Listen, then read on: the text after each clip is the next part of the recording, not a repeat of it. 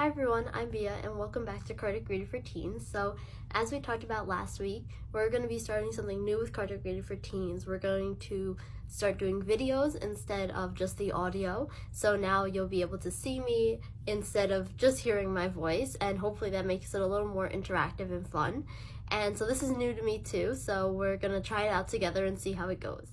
So as we talked about last week, we want to read through the Gospel according to Spiritism together, and we're not going to read it exactly, and so on your own, if you want to read it to be prepared or read it to go over and find more information, but I'm going to be taking some of the key points from the book in order and discussing them, and not only discussing them, not only trying to understand them, but seeing how we can apply that to our daily lives, because a lot of us, we have practice with these lessons, and we know these lessons, we've heard them again and again and again, but we're not applying them to our lives. And there's a reason we keep hearing them over and over and over again, is because we still haven't understood it, we still haven't applied it to our lives.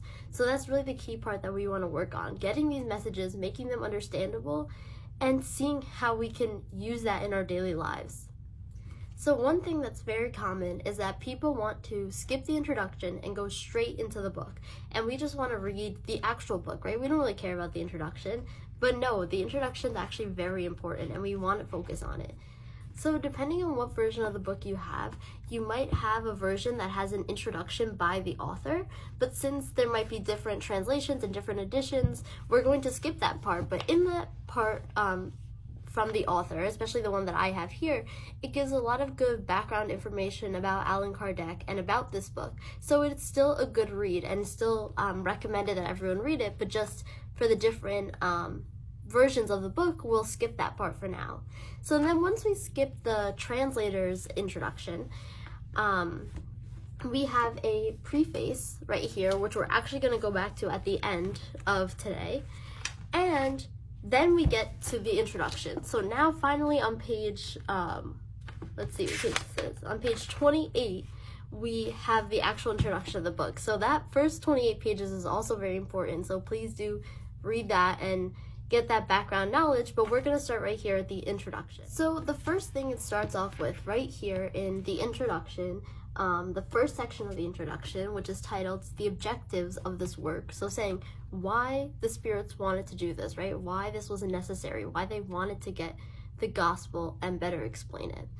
And it starts off, this part's really important, so I'm going to read the little beginning few sentences, and it says, "The gospel can be divided into 5 parts: the events in the life of Christ, the miracles, the prophecies, the words taken by the church on which they base their dogmas, and 5th, the moral teachings." So the first 4 of these, they're saying here, has been subject to controversies. So people have a lot of opinions about them. They believe in them, they don't believe in them, and it's been a lot of mix-up. But the 5th one here, they're saying, has been constantly inviolate. So the moral teachings, no one's had something to go against it because there's that moral principle. So that 5th part is what this Gospel according to Spiritism is going to focus on, those moral teachings, because it's universal, right? People anywhere with different names are practicing these same moral teachings. It might be in a different terms, in different words, and different belief systems, but these moral teachings, right, these moral principles are the same, and no one is really refuting them or going against them or making them controversial.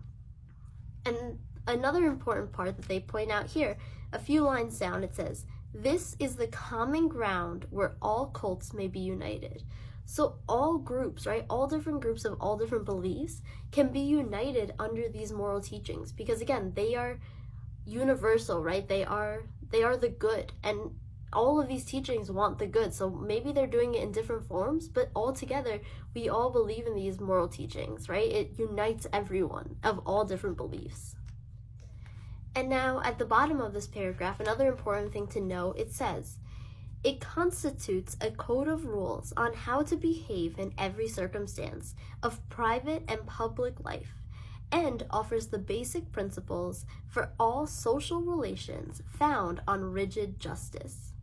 So right there, it constitutes the rules for all how we need to behave all the time, right? In public situations, in private situations, in any situation we face, which is why this book is so useful to improve our daily lives, right? Because we can get all these teachings and apply them to our public lives, to our private lives, and make them better. So that's the point of this book, right? To get that last step of applying it to our lives, because we can read it, but we need to start applying it to our lives.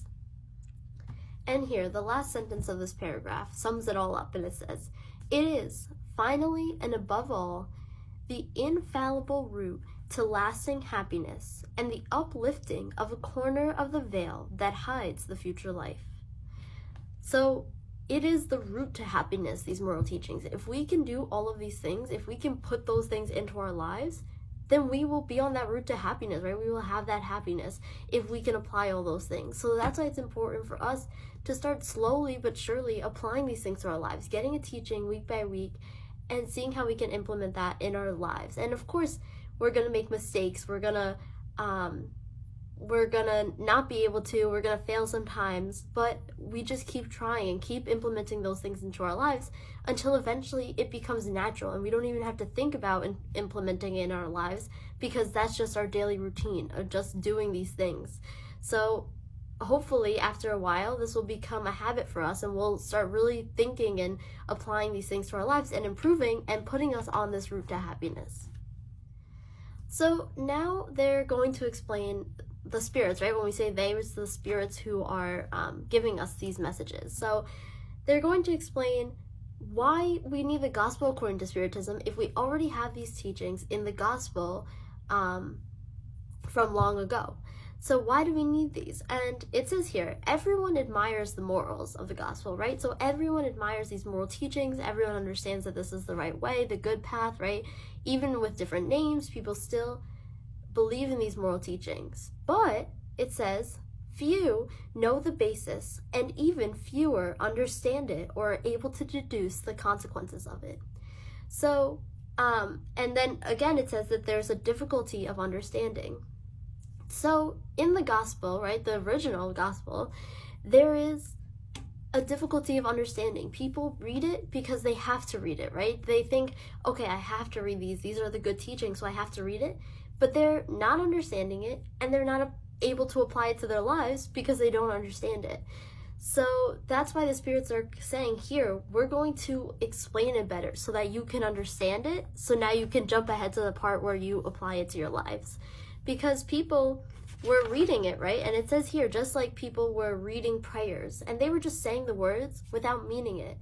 So that's not going to do anything, right? We need to read these words, understand them, process them, so they have a meaning.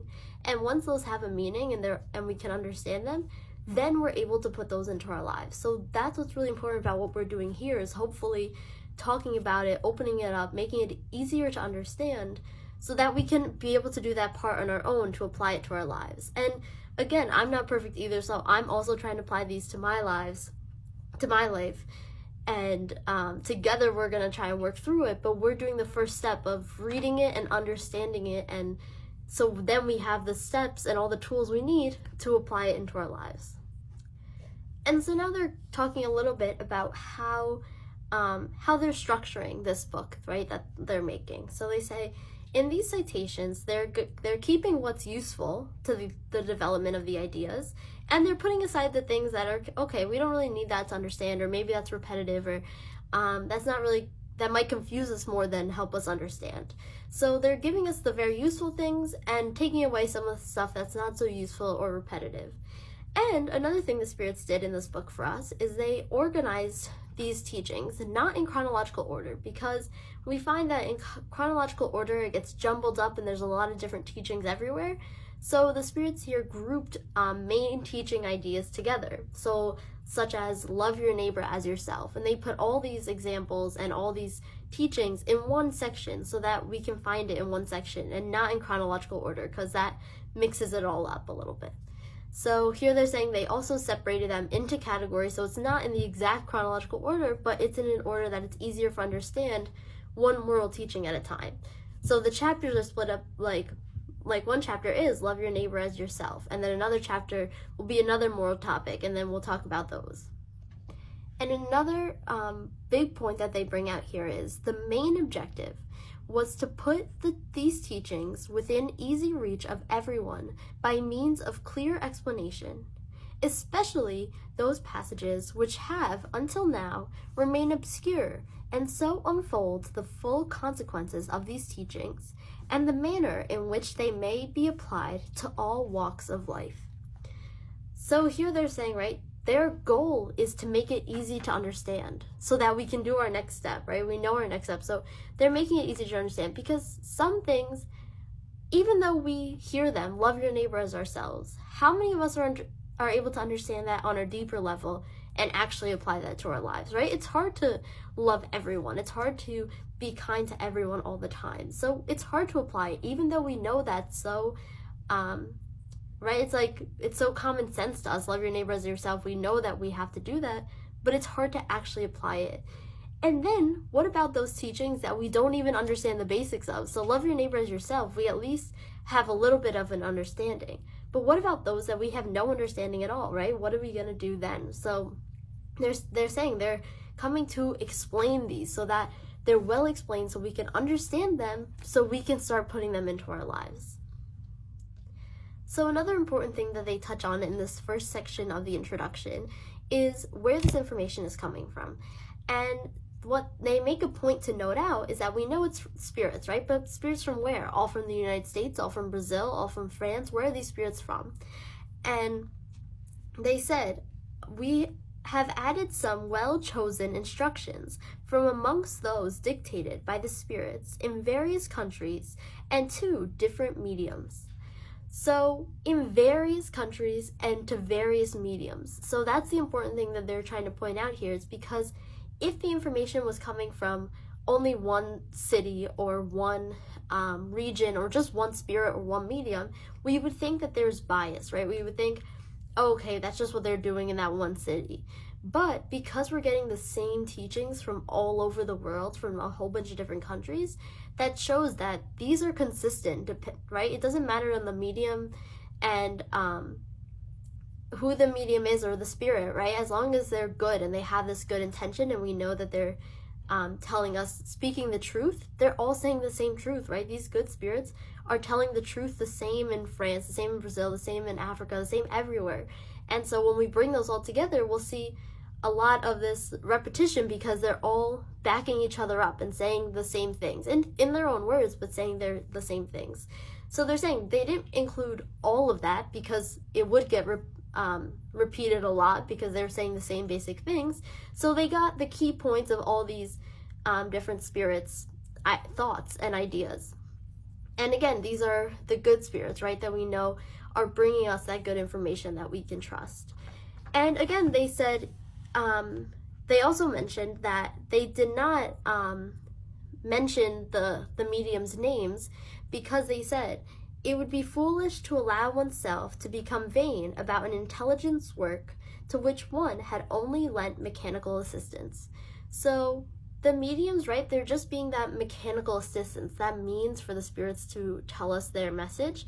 So it's not the medium's ideas. And for that reason, they said that they did not put any of the names of the mediums, so that it's not related to them, because it's something completely separate from them. They were just the means of that work to be done. And lastly, they end off this section saying, this work is for the use of everyone. From it, we may all discover the means by which we may apply Christ's morals teaching to our daily lives and how best to go about it. So, right, it's for everyone. It's not for a specific person. It's not for someone who's older, who's had more understanding. It's not for just for kids. It's not only for people of a certain religion, right? This is for everyone, and that's why as teens we can use this too, right? Also, we always see adults reading that, and we say, okay, when I'm an adult, I'll read that. No, we can read this now, because this is for everyone, right? Even us teens can apply this to our daily lives and make something out of it and help us in our daily interactions. And why delay the route to happiness, right? We said that this these messages lead us to the root of happiness once we start applying it to our lives. So why delay that, right? We can start that right now, and we don't have to wait until we're older to be happy, right? We can put that into our lives now.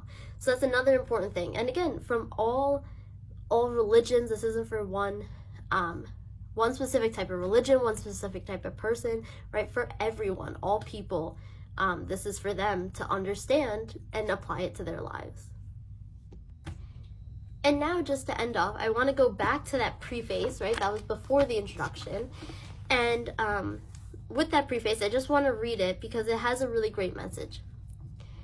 The spirits of the Lord, who are the virtues of heaven, move as does an immense army upon receiving orders from their commander.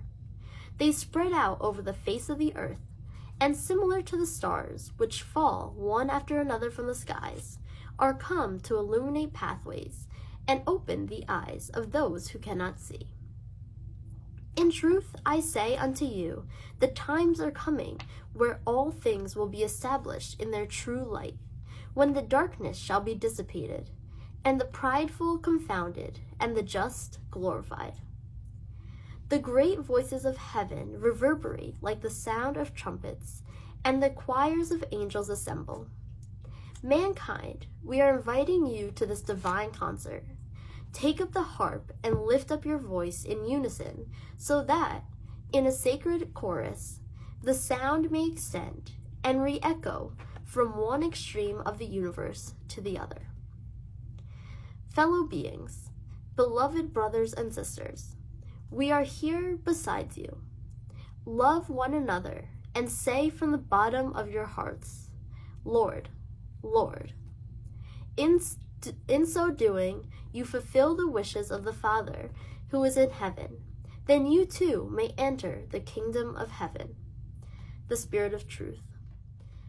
And there's a note at the bottom that says, the above instructions were received by means of mediumship, are a precise summary of the true character of Spiritism and the finality of this work.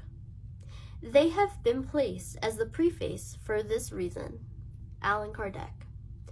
And so here, right, we're starting off this book with that message that, right, it's coming the time that there's going to be lightness, right, and the darkness is going to dissipate. And now's our time, so we have to, right, take up the harp, like they say, and join in, and get ready, right, learn these moral teachings, apply them to our lives, and get ready for this lightness and for that darkness to go away, right? We want to be in that lightness, we want to be in that happiness, so it's time for us to join in, right? It's not, it's never too early for us to start doing these right things and start practicing these things and start getting on that route of happiness, because that's what we want in the end, right? So I know we didn't talk about too much actual moral teachings today, but start stopping yourself, right, when you're going to do something that might be wrong or something that might hurt someone else, or even getting mad, right? We all get mad, but if we're getting mad towards someone else, maybe it's not their fault, right? We should calm down, talk about them, talk to them calmly, and see what's wrong. So take this week to stop ourselves, right, and think before we act, and slowly throughout the weeks, hopefully we'll improve, and we'll catch ourselves doing these things less, because we'll already be doing the right thing more. So just see how it goes this week, and just start trying to catch yourself and notice when you're doing things that might not be on that moral path, and then hopefully throughout the weeks we'll improve on those things. If you guys have any questions, comments, concerns, any suggestions, this is my first time doing videos, so I'd love to hear feedback. Feel free to email me at kardecrated4teens@gmail.com, and I'll get back to you right away. I'm Bia, and this has been Kardec Graded for Teens. Thank you all for listening.